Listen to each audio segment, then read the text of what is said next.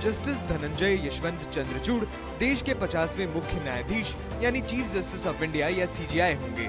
मौजूदा सीजेआई उदय उमेश ललित ने केंद्र सरकार के पत्र के बाद इस पद के लिए उनके नाम की सिफारिश की है। परंपरा के अनुसार सीजेआई अपने उत्तराधिकारी के लिए दूसरे सबसे सीनियर जज के नाम की सिफारिश सरकार को भेजते हैं। सीजेआई ललित के बाद जस्टिस धनंजय यशवंत चंद्रचूड़ ही सबसे सीनियर जज हैं। बता दें कि 11 नवंबर 1959 में जन्मे जस्टिस डीवाई चंद्रचूड़ देश के पूर्व सीजेआई जस्टिस यशवंत विष्णु चंद्रचूड़ के बेटे हैं। वाईवी चंद्रचूड़ के नाम सबसे लंबे समय तक देश का मुख्य न्यायाधीश रहने का रिकॉर्ड है। उन्हें आयरन हैंड्स के नाम से भी जाना जाता है। पिता की तरह जस्टिस डीवाई चंद्रचूड़ भी कई ऐतिहासिक फैसले देने वाली सर्वोच्च न्यायालय की पीठ के सदस्य रह चुके हैं। आइए एक नजर उन फैसलों पर डालते हैं।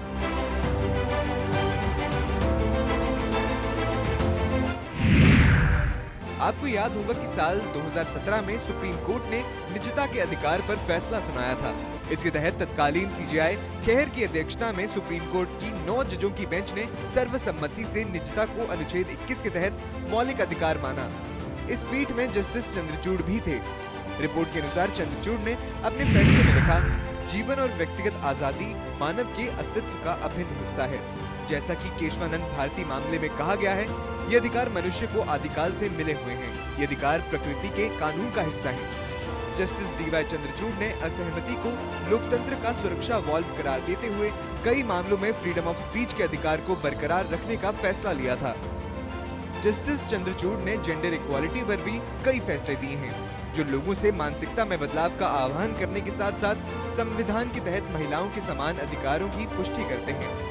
वे सर्वोच्च अदालत की संवैधानिक पीठ में शामिल थे, जिसने केरल के प्रसिद्ध सबरीमाला मंदिर में महिलाओं के प्रवेश पर लगी रोक को गलत माना था।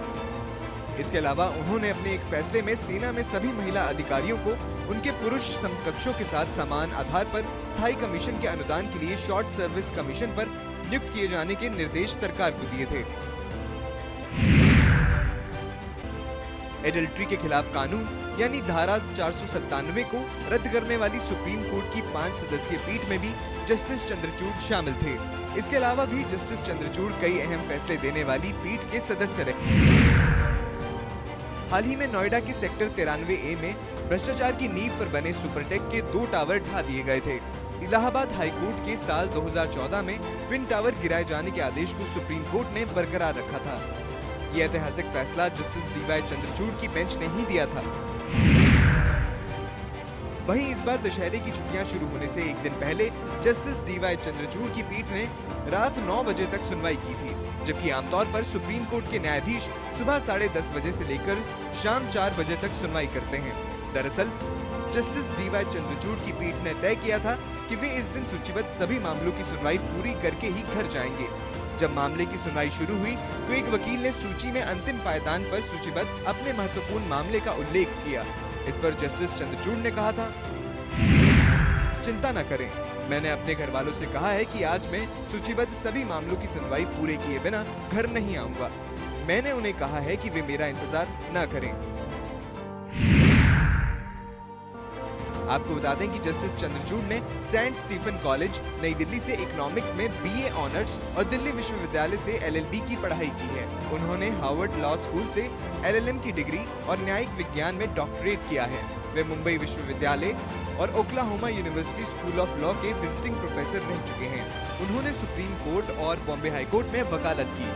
जून 1998 में बॉम्बे हाई कोर्ट ने उन्हें वरिष्ठ अधिवक्ता नामित किया था। उसी साल उन्हें भारत के अतिरिक्त सॉलिसिटर जनरल के रूप में नियुक्त किया गया।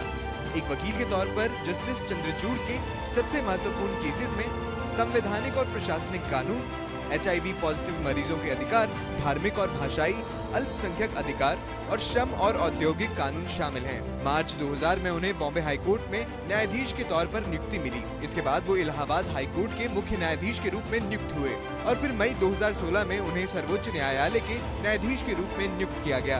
अब परंपरा के अनुसार वे देश के 50वें मुख्य न्यायाधीश के रूप में शपथ लेंगे।